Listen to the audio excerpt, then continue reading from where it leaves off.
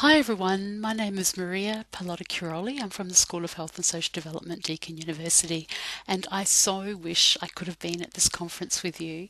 It sounds amazing. I have been waiting for so long for a conference on Gloria Anzaldúa. Her work has been pivotal, significant, and just incredible in initiating my journey into research and social justice and marginal communities.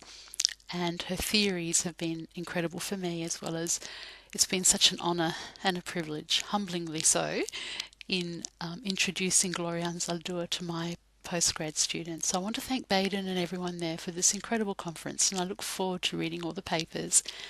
And I offer this presentation virtually for everyone. And what I have done is introduced or used Gloria Anzaldúa's theoretical frameworks around intermixture, multiplicity, complexity, interweaving, mestizaje, the new mestiza, borderland theory, to issues of cultural diversity, gender diversity, and sexual diversity. And I have two images on this sheet here, on this first slide, and the first one is an image of polyamory, or the hearts and infinity. Polyamory is about multiple loves or ethical non-monogamy in relationships. The other image is a painting by Edward Burne-Jones from the 19th century, and in this painting it's called The Garden of Pan, and we have a man and a woman looking across at another male figure. Interestingly, pre-colonially, the Maori people had a story of the beginnings of an island which had a very similar story of two male lovers and the female who falls in love with one of them. In the pre-colonial Maori story, the male lover lives with the male and female. In the colonial story, it was changed to a heteronormative story, a Christianized, colonialized heteronormative story. And I found it fascinating that you've got a 19th century Edward Burne-Jones painting, which is fascinating, intriguing in terms of that little lake or stream there, which could be the border. Is the man sexually attracted to Pan? Is she trying to hold him back? Or is she also desirous of him, and are they both contemplating setting up a polyamorous, mixed orientation relationship, which would be Borderdwelling? And so this is going to be the cover actually of my next book, which will be about women in relationships with bisexual men, and using Anzaldúa's theory to explore the border dwelling, the kind of outside belongingness of people in mixed orientations relationships.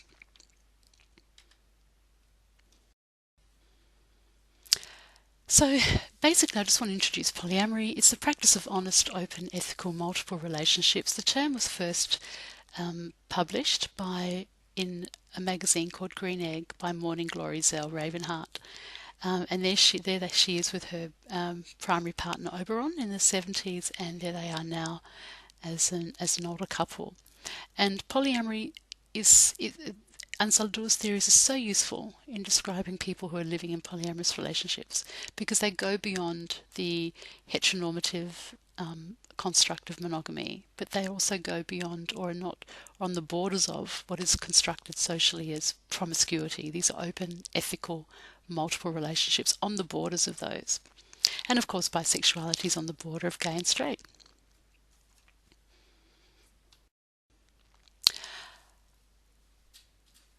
So I use Anzaldúa's theories in relation to Judith Butler's theories, the limits of the sayable, and how borderland theory, mestiza theory, goes beyond dichotomous logics. On the one hand, we have heteronormativity, which is the unquestioned and unquestionable affirmation and support to heterosexual identities and sexualities and straight monogamous couple families. On the other hand, increasingly accepted, not still questioned, but increasingly we are getting affirmation and support for what some queer theorists are calling homonormativity. And this is the other side of the dichotomy: gay and lesbian identities and sexualities, or gay and lesbian monogamous couple families. Some people are saying this is very hetero-assimilationist, the either-or.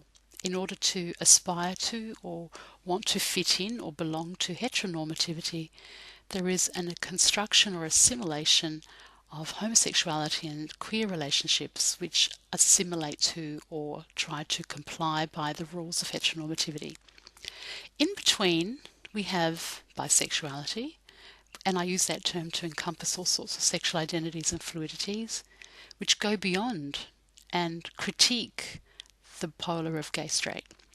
We also have, as you can see from the image of the female in love with two males, it can be the other way, it can be in all sorts of configurations. Polyamory goes beyond the monogamy of both polarities, but also the coupledom of both. So this is where Anzaldúa's theories are fascinating and so pivotal and significant in theorizing, understanding polyamorous relationships, mixed orientation relationships, bisexuality, which are not gay or straight, which are not monogamous or couples necessarily. And even if there are monogamous bisexuals, as there are, that idea, that contradiction of monogamy and bisexuality is on the borders of these various dichotomies. So here Anzaldúa, as you can see, is very significant. Bisexuality, polyamory are in excess of, on the borders, fall into the gaps between, within and beyond the gay-straight couple, the divide, duality, dichotomy couple. I also find it interesting because one of Anzaldúa's wonderful statements, which I'm paraphrasing, and she talks about her multiplicity, her sexuality, her culture, her feminism, so her gender constructs, her sense of self, and she says when she presents all those multiplicities of herself and those intermixtures, she challenges the reader to say, who, me confused? No, you're confused. Your labels in trying to categorize, scissor, divide her are what is confusing. And I found this kind of little badge that many bisexual people wear is very fascinating because it does the same thing. It's saying, no, I'm bisexual, you're confused if you cannot understand my multiplicity or sexual fluidity.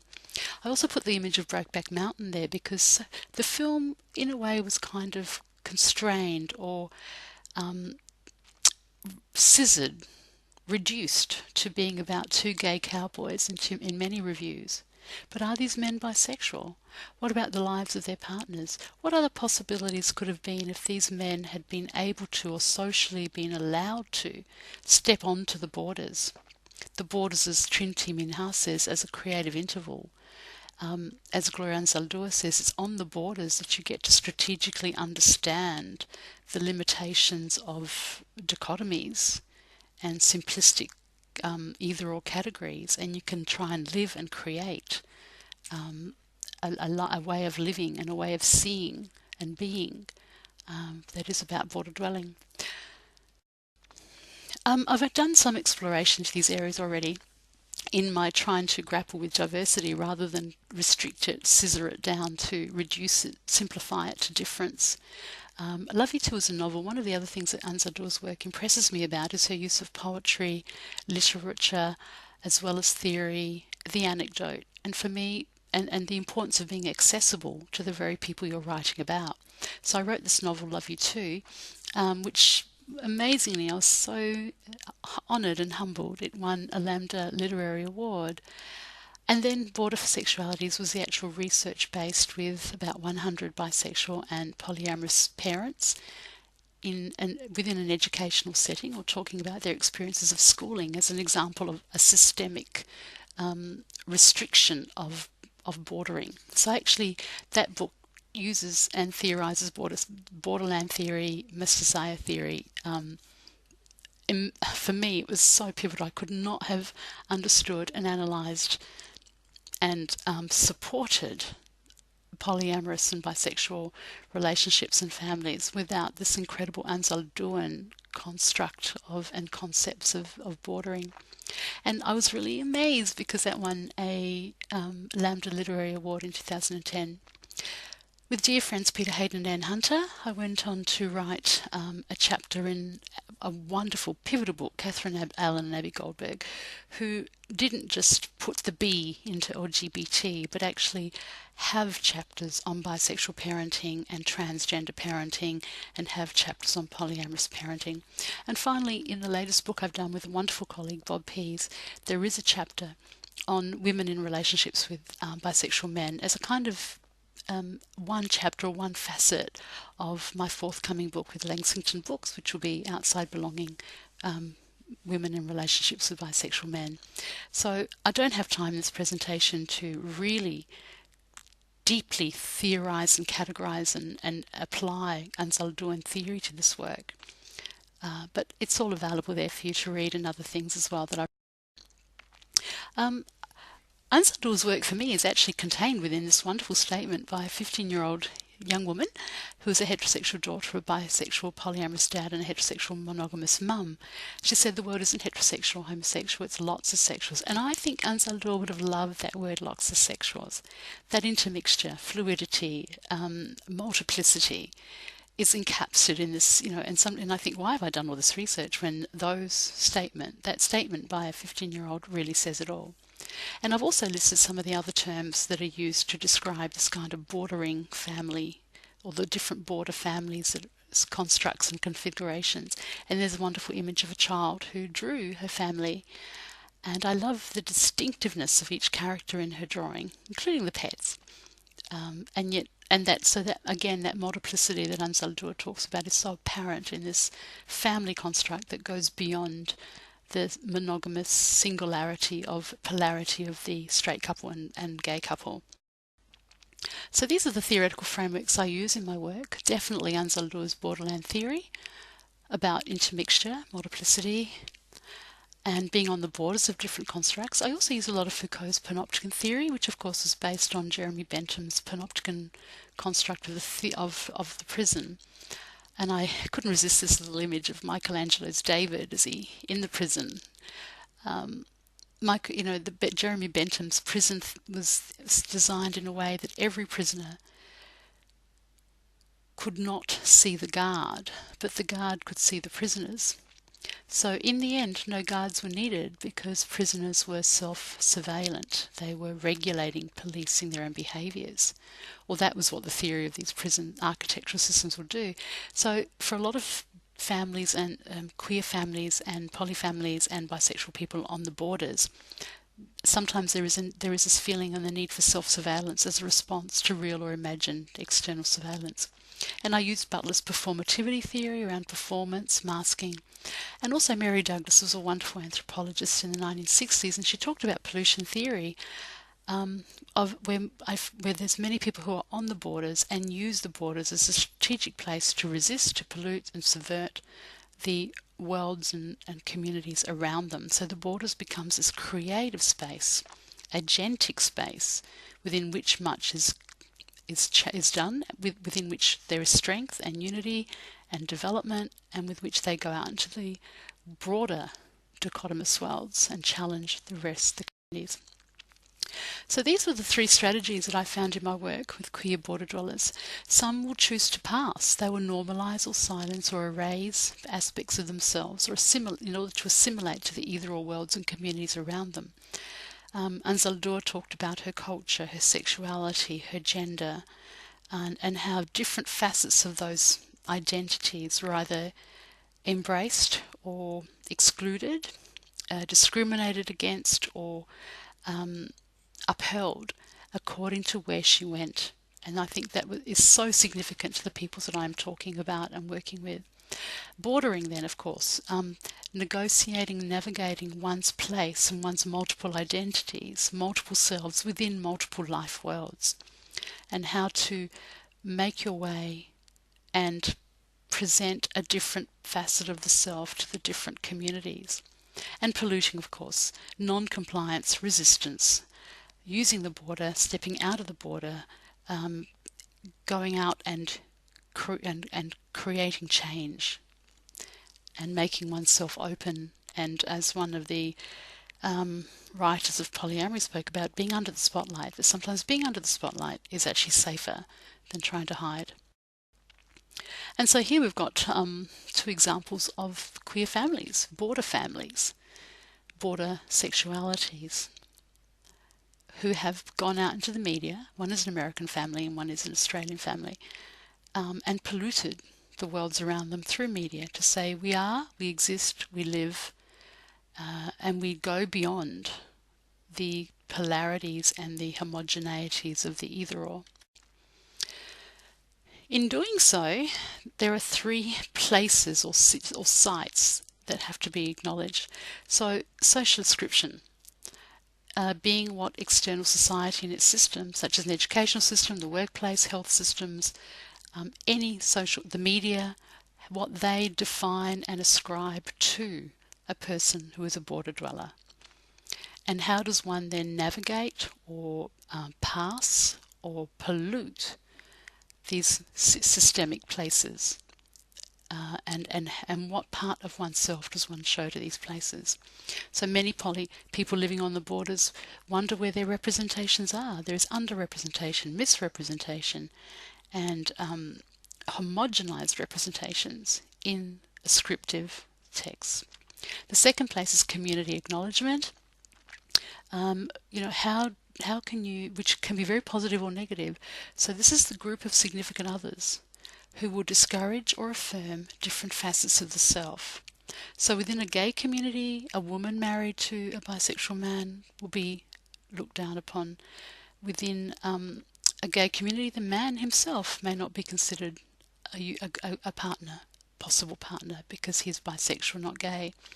Within an ethnic community, one's ethnicity or belonging to a particular religious community is significant, but as Anzaldúa found, speaking about one's sexuality, which is not heterosexual, becomes problematic. Or family is considered in a religious community very important, but if one's family is a border family or goes beyond the normative constructs of family as a couple citizenship, it's a problem. And then, of course, there's personal agency. What do you do? What does the individual, the family do, despite the regulations and oppressions from one's wider societies and one's communities? I've just put here a little bit about my latest project, which is about bisexual men, women, 78 women in relationships with bisexual men, and this is the next book that's coming up with Lexington Books, hopefully next year in 2015. But again, Anzaldúa's theories were very pivotal to talking about belonging, not belonging, communities, different ways of being in different communities, and that constant sense of surveillance and regulation of the self and performance of the self to pass or please or have a place in the various communities that are meaningful to a person.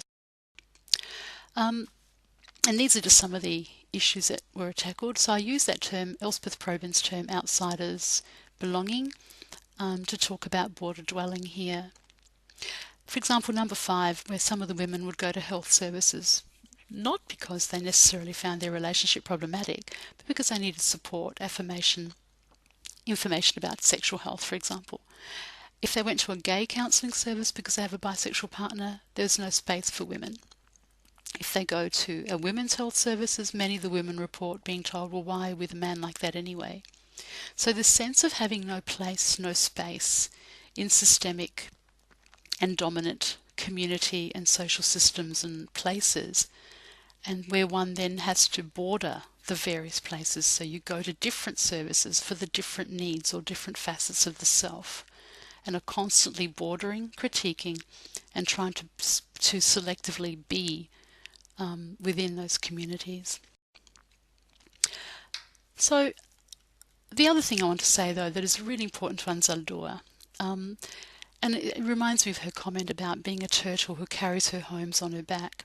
Being in the borders is not just about surviving, but it's about thriving and blooming.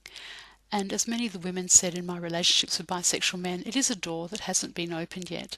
The discussions, the possibilities, the potentials of being on the borders as people in mixed orientation relationships, as people in poly relationships and bisexual people.